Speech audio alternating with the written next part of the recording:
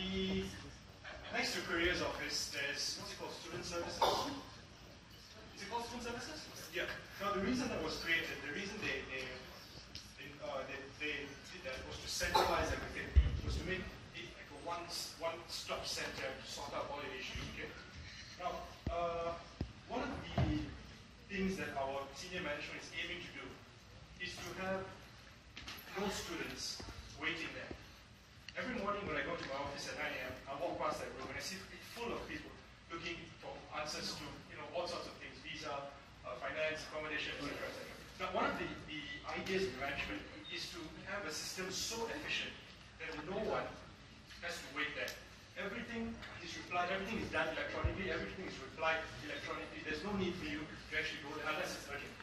So, my question is, with regards to welfare, accommodation, visa, finance, etc., how are you going to help the university to make that area a position, in such a position that the students don't have to stand there and ask and ask and ask and ask? I mean, in the office? In that office. All right. Be it for visa or accommodation or whatever other services are offered there. You actually have to contact me, and as I said, if any student has any issue, I'm also going to say that.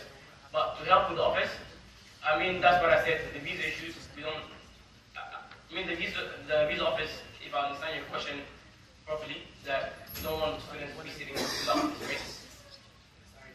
Okay, I don't exactly know where the office is, but for the visa issues, students usually go to the visa office, right? And for the food account and everything. Yeah, I understand. There's always an email, there's always the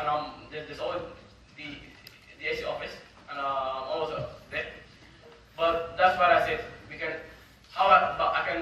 ask you how can I help in the visa issues. As I said, to get in touch with the embassies, and now I'm working with that with the Swiss embassy, right? For the food on campus, I've got in touch with some restaurants, and they're happy to actually come into campus. And I've talked to Mr. Lowe, the campus service manager, and he's happy for that matter. And the matter will be discussed in a few weeks. Now we are in a meeting.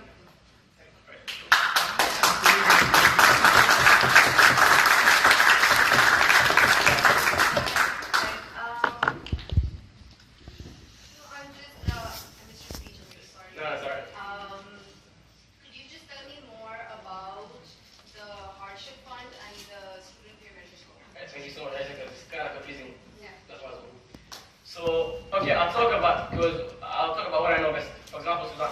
We've been hit by a harsh economic crisis, which actually led to the fall of the currency. So then it's been hard on some students to actually pay the tuition fees. The amount used to pay this year. So for that economic crisis that happened, we almost pay double or almost the 3 times the tuition that we used to pay because the money actually comes from Sudan. So I've talked to Christine about that. We're having a meeting with the embassy, with the Swiss embassy on Friday. So we're trying to get if they can, and Christine said there's actually a hardship fund that can be done to the students, and hopefully things will go well. And we're asking not a discount because a discount will be hard, but at least if you can pay in installments, we can be exempted from the penalty fees or anything. The not fees we actually pay late, which if at least we can be exempted from that. I think the installment payment method is already in place, but I'm pretty sure.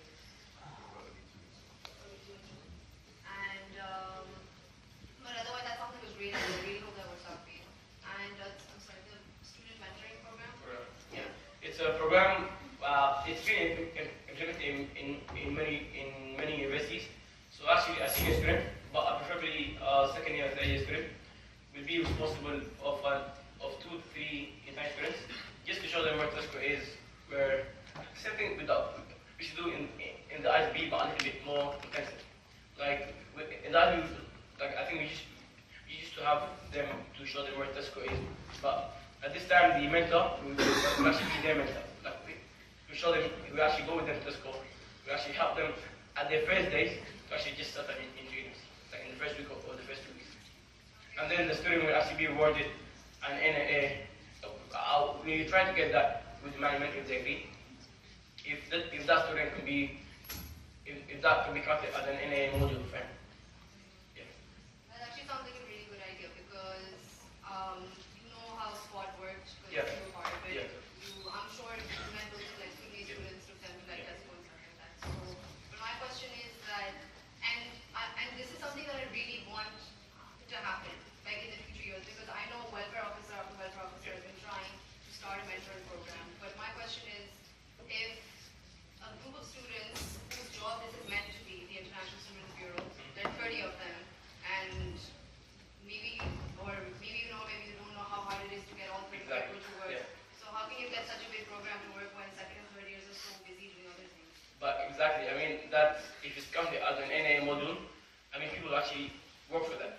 I mean, if you go to your lecture, to a German lecture, and I'm sorry, but you go there and you sit for 2 hours and listening to a lecture, that's counted as a 10 credit NA module. I mean, wouldn't you actually just go out with the student, hang out with him, know unknown people, and then you get the same 10 credits NA module. So maybe that would be a motivating for the students. I really want to do that. Oh, Good luck. right, thank you. No questions, guys? Any questions? Questions? None? How are the embassies gonna help you solve these issues? Alright, that's already been implemented with these embassy. Like now I'm working with the embassy, so now they're actually checking with the MGS and the uni both. So they're kind of pushing the MGS and they're pushing the uni. Now I'm not saying the results it's really that fast. Because at the end of the day, I'm sorry, but we're Sunnis. I mean the embassy is not that strong. Alright? I gotta admit that. But anyways, but it's still going. And hopefully, but it's helping. I'm not saying it's not helping, no, it's helping. It's actually the student who did not get his bar, but by that he's getting his bar and it's coming next week. So it does show some results. So we get in contact with them. I actually took some of the. I'm saying how did I get it? Like how would that be implemented? So what I did, I actually sent an email to all these new students on campus to get the visa status. And I sent it to the embassy. And now you might ask, and why couldn't the embassy just ask the uni? Sometimes the uni they don't give the exact information. So that's my job, to actually give the embassy the information that they want to actually push the uni and the